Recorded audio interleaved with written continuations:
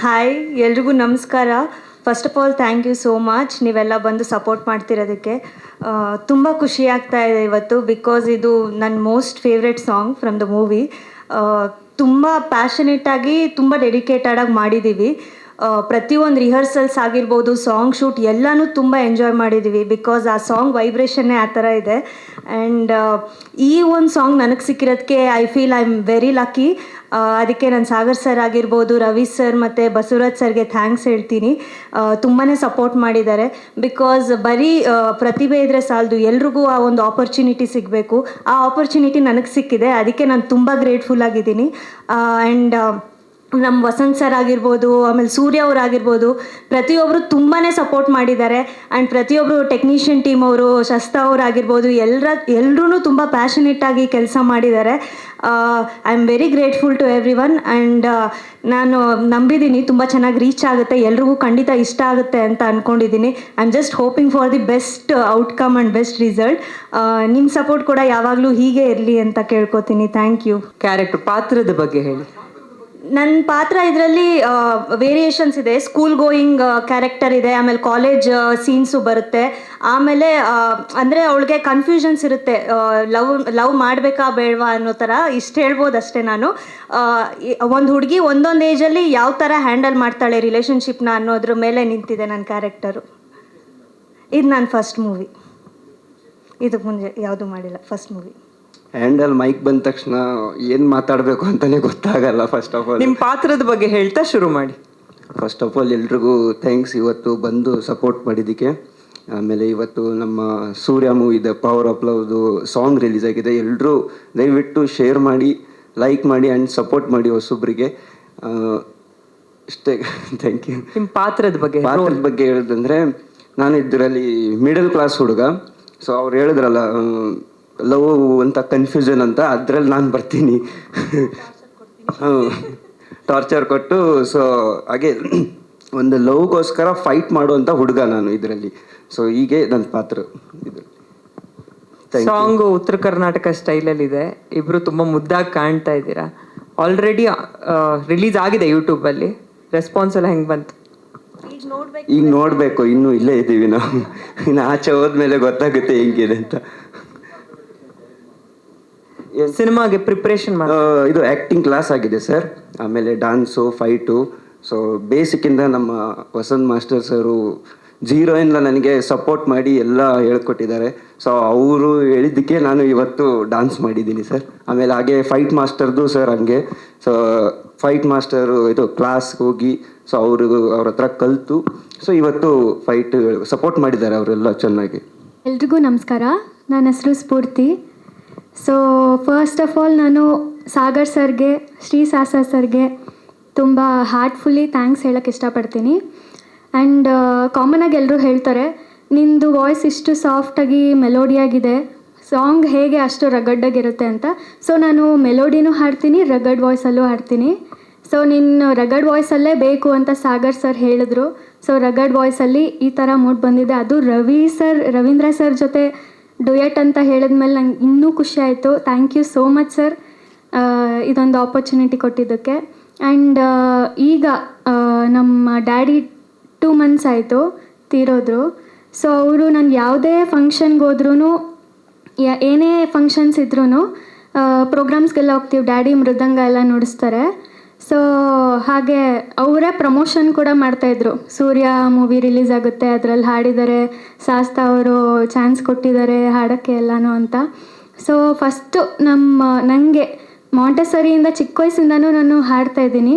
First ನನ್ನ ಗುರುಗಳು ನಮ್ಮ ಮಮ್ಮಿನೇ. ನಮ್ಮ ಮಮ್ಮಿ ಇಲ್ಲೇ ಇದ್ದಾರೆ. ಅಮ್ಮ ಒಂದ್ಸಲ ಹಿಂಗನ್ನಿ. ಅವರು ಕರ್ನಾಟಿಕ್ ಸಿಂಗರು, ಹಿಂದೂಸ್ತಾನಿ ಎರಡೂ ಹಾಡ್ತಾರೆ. ಸೊ ನಮ್ಮ ಸಂಗೀತ ಗುರುಗಳು ರವೀಂದ್ರ ಸರ್ಗೆ ಗೊತ್ತು ಅಂತ ಹೇಳಿದ್ರವತ್ತು, ಸಿದ್ಧಲಿಂಗೇಶ ಕಣ್ವಿ ಅಂತ. ಅವರು ತುಂಬ ಚೆನ್ನಾಗಿ ನನಗೆ ಮೋಟಿವೇಟ್ ಮಾಡ್ತಾರೆ. ಆ್ಯಂಡ್ ಮೋರ್ ಓವರಾಲ್ ಈ ಟೀಮ್ ಜೊತೆ ವರ್ಕ್ ಮಾಡಿದ್ದು ನಂಗೆ ತುಂಬಾ ಖುಷಿ ಆಯಿತು. ಎಸ್ಪೆಷಲಿ ಸಾಗರ್ ಸರ್ಗೆ, ಶಾಸ್ತಾ ಅಣ್ಣಂಗೆ, ಆ್ಯಕ್ಚುಲಿ ಅಣ್ಣ ಅಂತಲೇ ಕರಿತೀನಿ ನಾನು. ತುಂಬ ಖುಷಿ ಆಯಿತು sir. All the best. All the best hero and heroine Prashanth ಅಣ್ಣ ಆ್ಯಂಡ್ ಹರ್ಷಿತಾ ಅಕ್ಕ. All the best. Thank you. Thank you ನಿಮ್ಮ ವಾಯ್ಸ್ ಅಷ್ಟೇ ನೀವು ಸ್ವೀಟ್ ಇದ್ದೀರಾ ಸರ್. ಹೇಳಿ ಸ್ವಲ್ಪ. ಹಾಂ ಹಾಂ. ನಮಸ್ತೆ, ನನ್ನ ಹೆಸರು ವಸಂತ್ ಕುಮಾರ್ ಅಂತ. ಫಸ್ಟ್ ಆಫ್ ಆಲ್ ನಮ್ಮ ಪ್ರೆಸೆಂಟೇಷನ್ ಬಂದು ಸಸ್ಪೆಂಡ್ ಹೇಳಿದ್ರೆ ಅದು ಅಷ್ಟು ಪ್ರಾಪರಾಗಿ ಅರ್ಥ ಆಗಲ್ಲ. ಸೊ ನಾನು ಬಂದು ಒಂದು 23 ಇಯರ್ಸಿಂದ ವರ್ಕ್ ಮಾಡ್ತಾ ಇದ್ದೀನಿ ಸಿನಿಮಾದಲ್ಲಿ as a dancer, assistant choreographer. ಆಮೇಲೆ ನಾನು ಡ್ಯಾನ್ಸ್ ಮಾಸ್ಟರ್ ಆದೆ. ನಂದೊಂದು ಸ್ಮಾಲ್ ಆಕ್ಸಿಡೆಂಟ್ ಆಗಿ ಒಂದು 5 to 6 ಇಯರ್ಸು ಮನೇಲಿ ಕೂತಿದ್ದೆ. ಮತ್ತು ನಾನು ಡ್ಯಾನ್ಸರ್ ವರ್ಕ್ ಮಾಡಿದೆ. ನನಗೆ ಅದು ಸರ್ಟಿಫಿಕೇಷನ್ ಆಗಲಿಲ್ಲ. ಓಕೆ, ಒಂದು ಡೇಟ್ ಆಯಿತು, ತೊಗೊಂಡೆ. ನನ್ನ ನನ್ನ ಪ್ರೆಸೆಂಟೇಷನ್ ಅರ್ಥ ಆಗಲ್ಲ, ಅದೆಲ್ಲ ಕ್ಲಿಯರ್ ಮಾಡಿದೆ. ನನ್ನ ಟ್ಯಾಲೆಂಟ್ ನೋಡಿ ಸರ್ ನನಗೆ ಈ ಚಾನ್ಸ್ ಕೊಟ್ಟರು.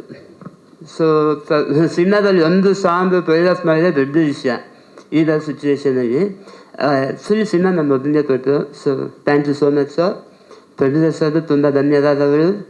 ಮತ್ತು ಹರ್ಷಿತಾ, ಪ್ರಶಾಂತ್ ತುಂಬ ಕಾಣಿಸೋಪಟ್ಟೆ ಅನಿಸುತ್ತೆ. Thank you so much. ಎಲ್ಲ ಫೋಟೋಗ್ರಾಫರ್ ಅವರಿಗೆ ಮತ್ತು ತಮಗೂ ಸುಧಾ ಎಲ್ಲರಿಗೂ ನಮಸ್ಕಾರಗಳು. ಈ ಒಂದು ಪಿಕ್ಚರ್ ತೆಗಿಲಿಕ್ಕೆ ಬಹಳ ಕಷ್ಟ ಮಾಡಿದ್ದೇವೆ ನಾವು, ಇಬ್ಬರು ಅಣ್ಣ ತಮ್ಮಿಯರು. ಇನ್ನೊಬ್ಬ ನಮ್ಮ ತಮ್ಮ ಇದ್ದಾನೆ, ಊರಲ್ಲಿದ್ದಾನೆ, ಅವನಿಗೆ ಬರಲಿಕ್ಕೆ ಟೈಮ್ ಸಿಗಲಿಲ್ಲ. ಅದು ನಾವು ಬಂದಿದ್ದೇವೆ ಇಲ್ಲಿ. ಒಂದೇನು, ಈ ನಮ್ಮ ಕರ್ನಾಟಕದಲ್ಲಿ ಕನ್ನಡ ಒಂದು ನಮಗೆ ಭಾಳ ಹೆಮ್ಮೆ. ಯಾಕಂದರೆ ನಾವು ಕನ್ನಡದಲ್ಲಿ ಕಲಿತು ಒಂದು ವಿದ್ಯಾಭ್ಯಾಸವನ್ನು ಮಾಡಿ ಒಂದು ಶಿಕ್ಷಣವನ್ನು ಕೊಟ್ಟಂಥ ನಮ್ಮ ತಂದೆ ತಾಯಿಯರಿಗೆ ಏನಾದ್ರು ಒಂದು ಗಿಫ್ಟ್ ಕೊಡಬೇಕು ನಾವು. ಯಾಕಂದರೆ ಅವರು 10th ನಂತರ ನಮಗೆ ಕಲಿಸಿ ಒಂದು ಸಣ್ಣ ಒಂದು ಕೆಲಸಕ್ಕೆ ಹೋಗಿ ಒಂದು ಏನೋ ಮಾಡಬೇಕಂತ ಹೇಳಿ ನಾವು ಪುಣೆದಲ್ಲಿ ಹೋಗಿ ಮಾಡಿ ಈಗ ಒಂದು ಕನ್ನಡ ಚಿತ್ರದಲ್ಲಿ ಒಂದು ಆಸೆ ಉಟ್ಕೊಂಡು ಬಂಡವಾಳ ಅಲ್ಲಿ ನಾವು ಬಿಸ್ನೆಸ್ ಮಾಡ್ತಾ ಇದ್ದೇವೆ. ಅದರ ಜೊತೆಗೆ ಇದೊಂದು ಕನ್ನಡ ಫಿಲ್ಮ್ ಇಂಡಸ್ಟ್ರಿನಲ್ಲಿ ಒಂದು ಹೆಸರು ಬರಬೇಕು, ಎಲ್ಲ ಕಲಾವಿದರಿಗೆ ಎಲ್ಲರಿಗೂ ಒಂದು ಅವಕಾಶ ಸಿಗಬೇಕು ಅಂತ ಹೇಳಿ ನಾವು ಮಾಡ್ತಾ ಇದ್ದೇವೆ. ಅದಕ್ಕೆ ಎಲ್ಲರೂ ಪ್ರೋತ್ಸಾಹ ಕೊಡಿ. ಒಂದು ಕನ್ನಡ ಪಿಕ್ಚರ್ದಲ್ಲಿ ಒಂದು ಏನಂತಂದರೆ ಒಂದು ಹಳ್ಳಿಯಿಂದ ಬಂದಂಥ ಒಂದು ನಾವಿಬ್ಬರು ಅಣ್ಣ ತಮ್ಮರು, ಒಂದು ದೇಶದಲ್ಲಿ ಈಗ ಯುದ್ಧ ನಡೀತಾ ಇದೆ, ಅದೇ ಕ್ಷಣದಲ್ಲಿ ಇದೊಂದು ಹಾಡು ರಿಲೀಸ್ ಮಾಡೋದು ಒಂದು ಇದು ಇದೆ. ಆದರೂ ಸಹಿತ ಎಲ್ಲರಿಗೂ ಒಂದು ಪ್ರೋತ್ಸಾಹ, ಒಂದು ಹೆಮ್ಮೆ ಇರಲಿ ಅಂತ ಹೇಳಿ ಮಾಡ್ತಾ ಇದ್ದೇವೆ. ಅದಕ್ಕೆ ಎಲ್ಲರಿಗೂ ಮತ್ತೊಮ್ಮೆ ನಮಸ್ಕಾರಗಳು. ಒಂದು ಪ್ರೋತ್ಸಾಹ ಕೊಡಿ ಎಲ್ಲರಿಗೂ. Thank you sir. ನೀವು ಚಂದ, ನಿಮ್ಮ ಕನ್ನಡನೂ ಚಂದ ರೀ. ಅವ್ರು ಮಾತಾಡಿದ್ರೆ ನಾನು ಮಾತಾಡ್ದಂಗೆ ಅಂತ ಅವ್ರು ಆಗಲೇ ಬಂದು ಹೇಳಿದ್ರು ಅವ್ರಿಗೆ, ನನ್ನ ಯಾವ ಕಾರಣಕ್ಕೂ ಮಾತಾಡ್ಸಂಗಿಲ್ಲ ನೀವು ಅಂತ ಹೇಳ್ಬಿಟ್ಟು. ವಿಶ್ ಮಾಡಿ ಸರ್ ತಂಡಕ್ಕೆ. ಎಲ್ಲರಿಗೂ ನಮಸ್ಕಾರ. ಮೀಡಿಯಾ ಹಾಗೂ ಪ್ರೆಸ್ ಅವರಿಗೆ ನನ್ನ ನಮಸ್ಕಾರಗಳು. ಹಾಗೂ ಕನ್ನಡ ಚಿತ್ರರಂಗ ಬೆಳಿಬೇಕಾದರೆ ಕನ್ನಡ ಸಿನಿಮಾ ನೋಡಬೇಕು. ಥ್ಯಾಂಕ್ ಯು, ನಮಸ್ಕಾರ. ಅಷ್ಟೊಂದು ಕನ್ನಡ ಬರಲ್ಲ, ನಮಗೆ ಸ್ವಲ್ಪ ಬರುತ್ತೆ, ದಯವಿಟ್ಟು ಕ್ಷಮಿಸ್ಬಿಡಿ. ಈಗ ಕಲ್ತಿರೋದು. ಈ ಹಾಡಿನ ಸ್ಪೆಷಲು ಡೈರೆಕ್ಟ್ರ್ ಬಂದು ನಮಗೆ ಉತ್ತರ ಕರ್ನಾಟಕ ಲ್ಯಾಂಗ್ವೇಜು ಫಸ್ಟ್ ಕೊಂಚ ಸ್ಪೆಷಲಾಗಿ ಮಾಡಿ ಬ್ರೋ, ತಮಿಳ್ ಸ್ಟೈಲ್ ಇರಲಿ ಅಂತ ಹೇಳಿದರು.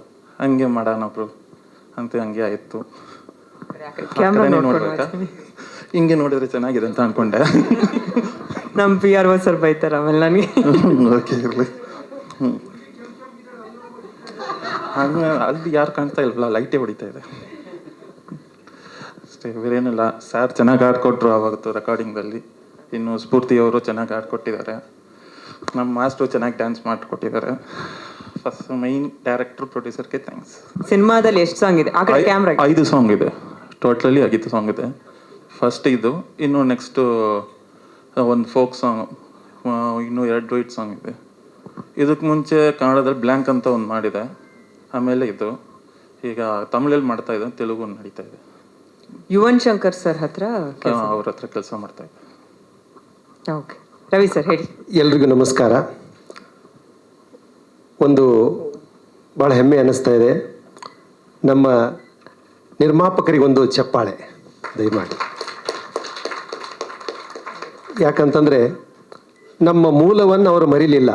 ನಾವು ಬೆಳೆದಂತಹ, ನಾವು ಒಂದು ಕನ್ನಡ ನಾಡಿನಲ್ಲಿ ಕಲಿತು ದೊಡ್ಡವರಾಗಿ ಆಮೇಲೆ ಬದುಕಿಗಾಗಿ ಎಲ್ಲೆಲ್ಲೇ ಹೋಗಿ ದೊಡ್ಡವರಾಗ್ತೀವಿ. ಆದರೂ ಅಲ್ಲಿ ಹೋಗಿ ತಮ್ಮ ಬದುಕನ್ನು ಕಟ್ಕೊಂಡು ನಮ್ಮ ಕನ್ನಡ ನಾಡಿನ ಬಗ್ಗೆ, ಕನ್ನಡ ಚಲನಚಿತ್ರದ ಬಗ್ಗೆ ಏನಾದರೂ ಒಂದು ನಮ್ಮ ನಾಡಿಗೆ ನಾ ಎಲ್ಲಿಂದ ಬೆಳೆದು ಬಂದಿಲ್ಲ ಅಲ್ಲೊಂದು ಏನಾದರೂ ಕೊಡಬೇಕನ್ನುವಂಥ ಭಾವ ಬಂದಿದೆಯಲ್ಲ, ಅದು ನಿಜವಾಗಿಯೂ ಭಾಳ ಸ್ತುತ್ಯಾರ್ಹವಾದದ್ದು. ನಮ್ಮ ಬಸವರಾಜ್ ಅವರಿಗೆ ಹಾಗೂ ರವಿ ಅವರಿಗೆ ನನ್ನ ವೈಯಕ್ತಿಕವಾಗಿ ಒಂದು ಧನ್ಯವಾದ ಹೇಳ್ತಾ ಇದ್ದೀನಿ. ಮತ್ತು ಇನ್ನೊಂದು ವಿಶೇಷ ಅಂದರೆ ನನಗೆ ಭಾಳ ಸಂತೋಷ ಆಗ್ತಾ ಇದೆ. ಹಾಡು ಉತ್ತರ ಕರ್ನಾಟಕ ಶೈಲಿಯ ಹಾಡು. ನಾನು ಉತ್ತರ ಕರ್ನಾಟಕದವನು, ನಮ್ಮ ಪ್ರೊಡ್ಯೂಸರು ಉತ್ತರ ಕರ್ನಾಟಕದವರು ಮತ್ತು ನಿರ್ದೇಶಕರು ಉತ್ತರ ಕರ್ನಾಟಕದವರು. ಭಾಳ ಖುಷಿ ಅನ್ನಿಸ್ತಾ ಇದೆ. ಆದರೂ ಈ ಸಂಗೀತ ಅನ್ನೋದು ಭಾಷೆಗೆ ಮೀರಿದ್ದು. ಅವ್ರಿಗೆ ಕನ್ನಡ ಬರೋದಿಲ್ಲ ಅಂತಂದರು, ಕನ್ನಡ ಹಾಡನ್ನು ಇಷ್ಟೊಂದು ಸುಂದರವಾಗಿ ಸಂಯೋಜನೆ ಮಾಡಿದ್ದಾರೆ. ಖುಷಿ ಅನ್ನಿಸ್ತಾ ಇದೆ. ಭಾಳ ದೊಡ್ಡವರಂತೆ ಕೆಲಸ ಮಾಡಿದ ಅನುಭವ ಇದೆ. ಭಾಳ ಸುಂದರವಾಗಿ ಸ್ವರ ಸಂಯೋಜನೆ ಮಾಡಿ ನನಗೆ ಅತಿ ಸಮಾಧಾನಲೇ ಹಾಡಿಸಿದ್ರು. ಖುಷಿ ಆಗ್ತಾ ಇದೆ ಭಾಳ. ಮತ್ತು ಅದ್ರ ವರ್ಕ್ನು ಭಾಳ ಚೆನ್ನಾಗಿ ಮಾಡ್ಯಾರ. ಮಾಸ್ಟ್ರಿಂಗು, ಮಿಕ್ಸಿಂಗು ಅದೆಲ್ಲ ಔಟ್ಪುಟ್ ನೋಡಿದ ಮೇಲೆ ಭಾಳ ಖುಷಿ ಅನ್ನಿಸ್ತಾ ಇದೆ. ಅದೊಂದು ಮತ್ತು ನಮ್ಮ ಉತ್ತರ ಕರ್ನಾಟಕ ಭಾಷೆಯ ಸೊಗಡು. ನಾವು ಖಡಕ್ ರೊಟ್ಟಿ ಕೆಂಪು ಖಾರ ತಿಂದು ಬಂದು ಅದಕ್ಕೆ ಕೆಂಪಾನಗಲ್ಲದ ಒಳ್ಳೆಯ ಅದರ ಶಬ್ದನ ಭಾಳ ಚೆನ್ನಾಗಿ ಬಳಸಿದಿರಿ.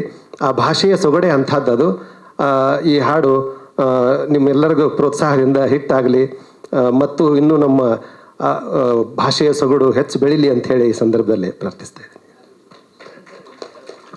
ಧನ್ಯವಾದಗಳು ಸರ್. ಇನ್ನೊಂದು ವಿಷಯ ಅಂತಂದರೆ, ನಿನ್ನೆ ಒಂದು ಈ ಹಾಡನ್ನು ಕಳಿಸಿದ ಮೇಲೆ 3-4 ಜನ ದೊಡ್ಡ ದೊಡ್ಡ ಕಲಾವಿದರು ಇದನ್ನು ಕಳಿಸಿದೆ. ಶರಣ್ ಸರ್ ನನಗೆ ಫೋನ್ ಮಾಡಿ ಹೇಳಿದರು, ಎಂಥ ಎಷ್ಟು ಚಂದ ಹಾಡಾಗೈತಿ. ಅಂದರೆ ಅವರು ಬರಬೇಕಾಗಿತ್ತು ಇಲ್ಲಿ. ಅಂದ್ರೆ ಅದೇ ಸ್ಟೈಲ್ ಅದೇ ಜಾನರ್ ಇರೋದ್ರಿಂದ ನೀವು ಬರ್ರಿ. ಅಂದ್ರೆ ನಾ ಚುಟ್ಟು ಹಾಡಿದ್ದು ಏಟಾಗಿತ್ತಲ್ಲ, ಅದಕ್ಕೆ ಅವ್ರು ಬರ್ಬೋದು ಅಂತ ತಿಳ್ಕೊಂಡು ಕೇಳಿದ್ನಿ. ಆದರೆ ಅವರು ಶೂಟಿಂಗ್ದಲ್ಲಿ ಬ್ಯುಸಿ ಇದ್ದರು. ಆದರೆ ಹಾಡು ಮಾತ್ರ ಭಾಳ ಚೆನ್ನಾಗೈತಿ. ಮತ್ತು ಎಷ್ಟು ಚಂದ ಡ್ಯಾನ್ಸ್ ಮಾಡ್ಯಾರು, ಯಾರು ಹುಡುಗ ಅವನು ಅಂತ ನನಗೆ ಕೇಳ್ತಾ ಇದ್ರು. ಭಾಳ ಸಂತೋಷ ಆಯ್ತು. ಮ್ಯೂಸಿಕ್ಕು ಅಷ್ಟು ಚೆನ್ನಾಗಿದೆ. ಆಮೇಲೆ ವರ್ಕು ಡ್ಯಾನ್ಸು ಭಾಳ ಅದ್ಭುತವಾಗಿ ಮಾಡ್ಯಾರು. ಡ್ಯಾನ್ಸ್ ಮಾಸ್ಟ್ರಿಗೂ ಹೇಳಿದರು. ಭಾಳ ಖುಷಿಪಟ್ಟು ಅದ್ರ ಬಗ್ಗೆ ಒಂದು 10 ನಿಮಿಷ ಮಾತಾಡಿದರು. 3-4 ಜನ ದೊಡ್ಡ ಕಲಾವಿದರು ಈ ಒಂದು ಹಾಡಿನ ಬಗ್ಗೆ ತಮ್ಮ ಅನಿಸಿಕೆಯನ್ನು ವ್ಯಕ್ತಪಡಿಸಿದರು. ಭಾಳ ಸಂತೋಷ ಆಗ್ತಾ ಇದೆ. ನೀವು ಮಾತನಾಡೋಕ್ಕಿಂತಲೂ ನಿಮ್ಮ ಕೆಲಸ ಮಾತನಾಡ್ತಾ ಇದೆ ಇವತ್ತಿನಿಂದ. ಯಾಕಂದರೆ ಬರೀ ಮಾತನಾಡೋದ್ರಿಂದ ಮಾತಿನ ಬ್ರಹ್ಮ ತೂತಿನ ಗಡಿಗೆ ಪಾತಕರ ಸಂಘ ಯಾತಕ್ಕೂ ಬೇಡೋ ಸರ್ವಜ್ಞ. ಮಾತಿನಕ್ಕಿಂತಲೂ ಮುಖ್ಯವಾಗಿ ನಮ್ಮ ಕೆಲಸ ನಿಲ್ತದೆ. ಈ ಜಗತ್ತಿನಲ್ಲಿ ನಾವೇನು ಮಾಡ್ತೀವೋ, ಯಾವ ಇದರಲ್ಲೇ ಕ್ಷೇತ್ರದಲ್ಲಿ ಕೆಲಸ ಮಾಡ್ತೀವಲ್ಲ, ಕೆಲಸ ಮಾತ್ರ ನಿಲ್ತದೆ ಅನ್ನೋದಕ್ಕೆ ಖುಷಿ ಆಗ್ತಾ ಇದೆ. ನಿಜ ಬಹಳ ನಿಜ ಸರ್. ಧನ್ಯವಾದಗಳು ಎಲ್ರಿಗೂ. Thank you. ಇಂದ ಪಿಕ್ ಮಾಡಿರ್ತೀರಾ.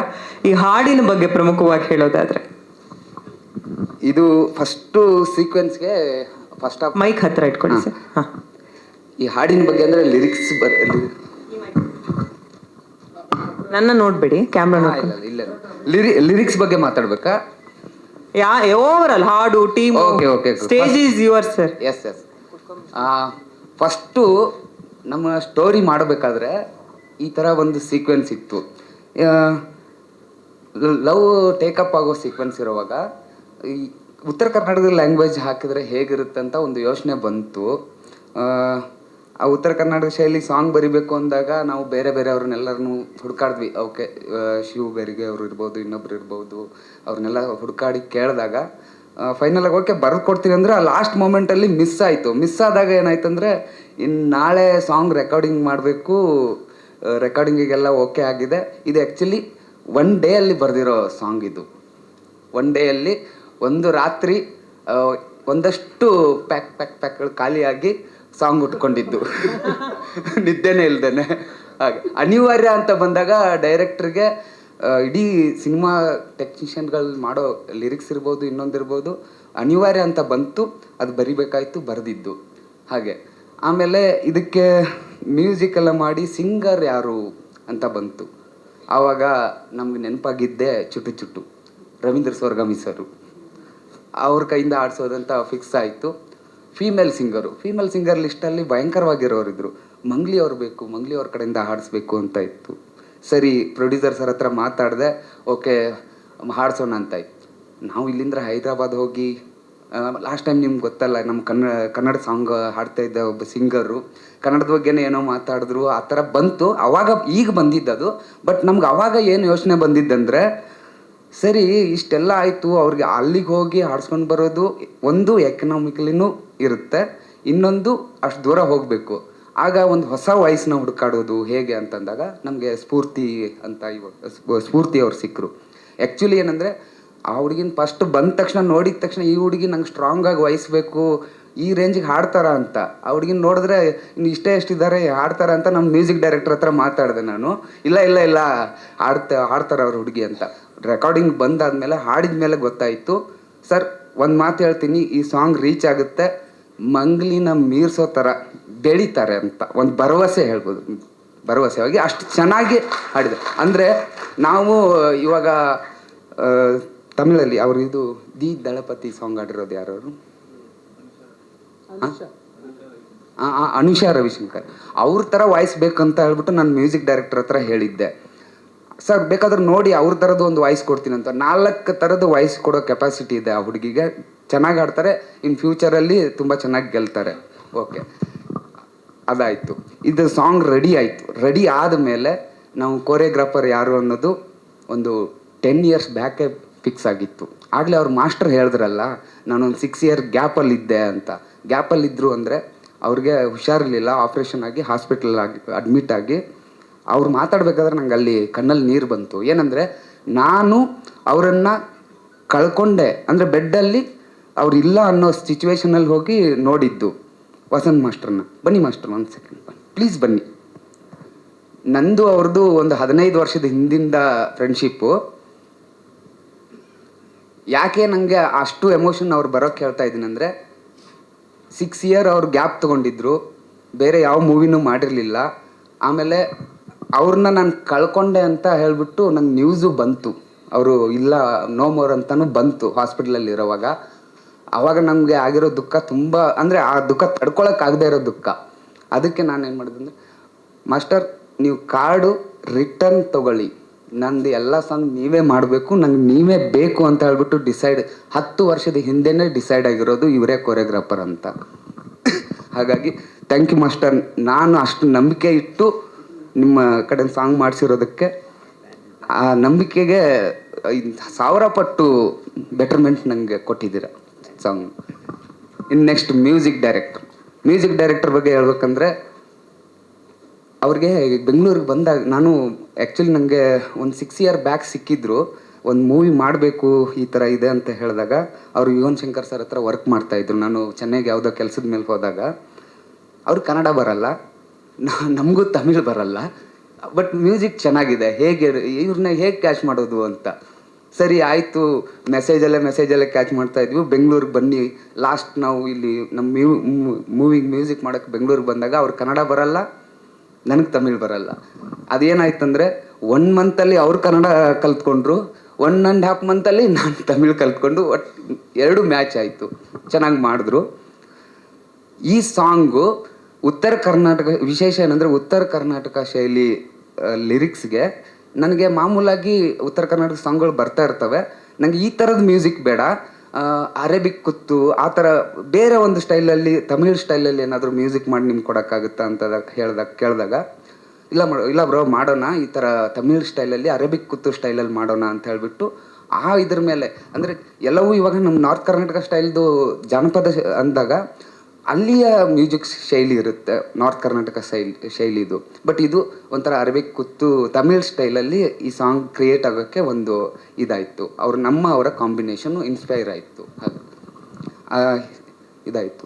ಆಮೇಲೆ ಇನ್ನೊಂದು ವಿಶೇಷವಾಗಿ ಹೇಳಬೇಕು, ನಮ್ಮ ಮೂವಿಲಿ ಎಲ್ಲರೂ ಸಾಂಗಲ್ಲಿ ಫೈಟ್ ಮಾಸ್ಟರ್ ನೇಮ್ ಯಾಕೆ ಬಂತು ಅಂತ ಬಿಗಿನಿಂಗ್ ಯಾರೋ ಅಂದ್ಕೊಂಡಿರ್ಬೋದು. ಇದೊಂದು ಕನ್ನಡದಲ್ಲಿ ಫಸ್ಟ್ ಟೈಮ್ ಒಂದು ಟ್ರೈ ಮಾಡೋಣ. ಯಾಕೆಂದರೆ ನನ್ನ ಸಾಂಗ್ ಬಂದುಬಿಟ್ಟು ಪಕ್ಕ ಏನಂದರೆ ಲವ್ ಸಬ್ಜೆಕ್ಟ್ ಇರೋ ಥರ ಸಾಂಗ್ ಇದೆ. ಈ ಸಾಂಗ್ ನಂಗೆ ರೀಚ್ ಆಗುತ್ತೆ ಅನ್ನೋ ಒಂದು ಕಾನ್ಫಿಡೆಂಟ್ ಇದೆ.